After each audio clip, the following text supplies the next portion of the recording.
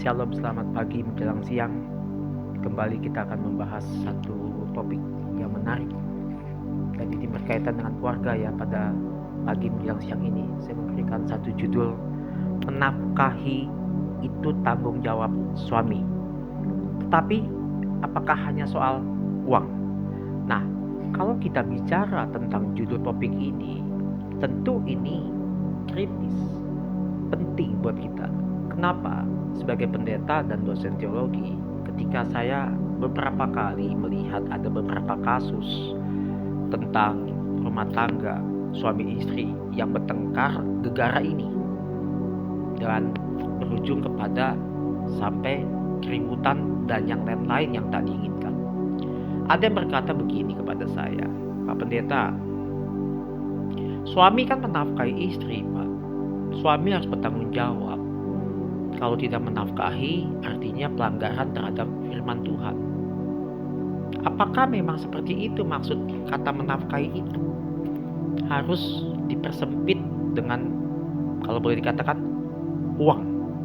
Nah, tentu yang saya temui beberapa kasus yang sudah ketika saya konseling pastoral, ada rekan saya di Tangerang yang istrinya punya income, punya usaha lebih besar, lebih baik.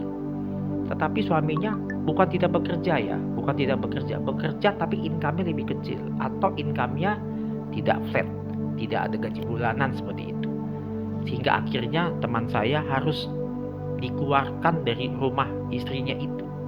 Mereka pisah rumah dan suaminya kembali tinggal dengan orang tua.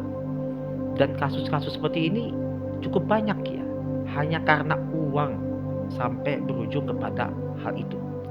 Lalu kita lihat juga, sekali lagi ini tidak bicara dalam posisi suami yang menganggur ya. Apakah kalau memang suami gaji kecil, apakah itu masuk kategori tidak menafkahi?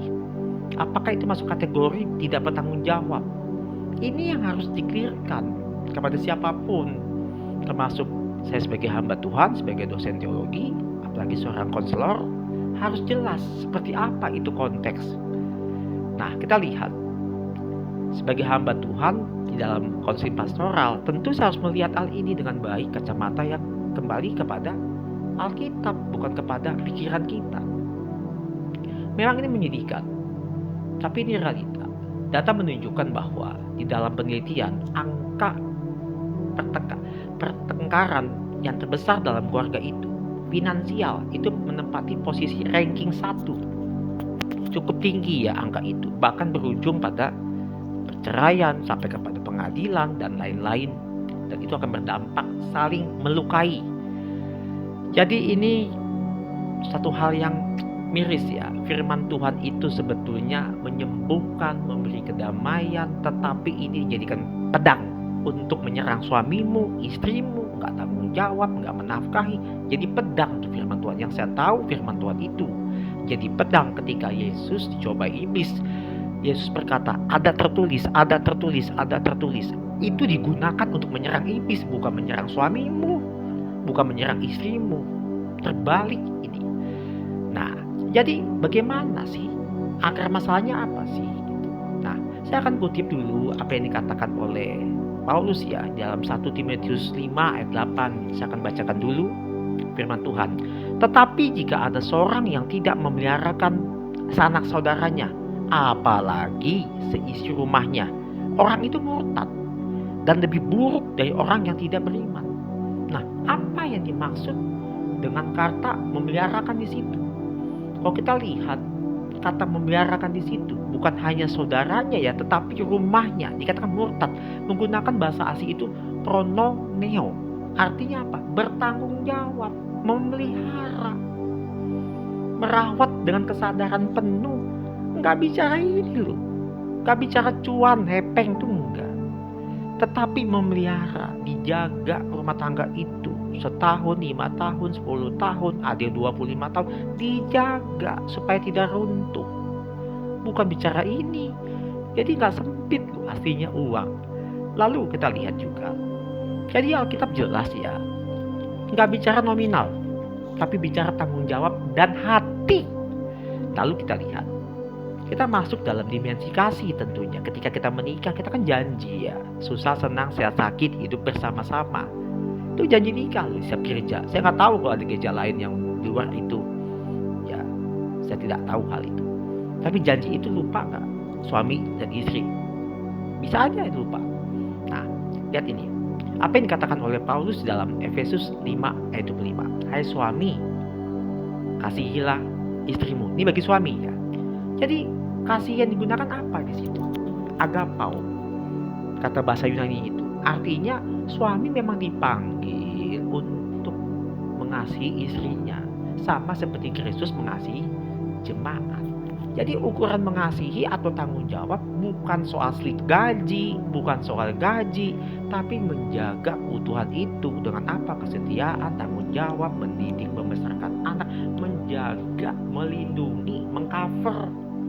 Jadi gak bicaranya uang, walaupun ada unsur uang di dalamnya itu. Nah, jadi suami itu bersungguh-sungguh bekerja, harus tidak bermalas-malasan. Apalagi ya firman Tuhan mengatakan bahwa orang yang tidak bekerja ya jangan makan. Jadi suami harus bekerja. Soal income-nya berapa, tentu pasangan kita harus bisa terima hal itu. Nah, yang kedua, tentang pesan kepada istri. Ingat loh, perhatikan ya. Suamimu, bapak-bapak juga punya harga diri.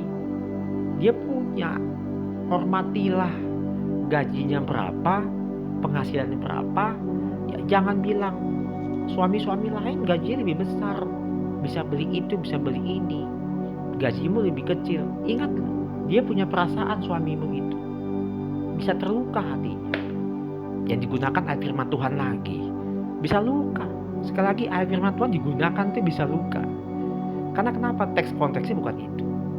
Jadi cukup meresahkan juga ya, memilukan kalau sampai ada istri yang berkata itu, yang kasus-kasus yang pernah saya hadapi itu.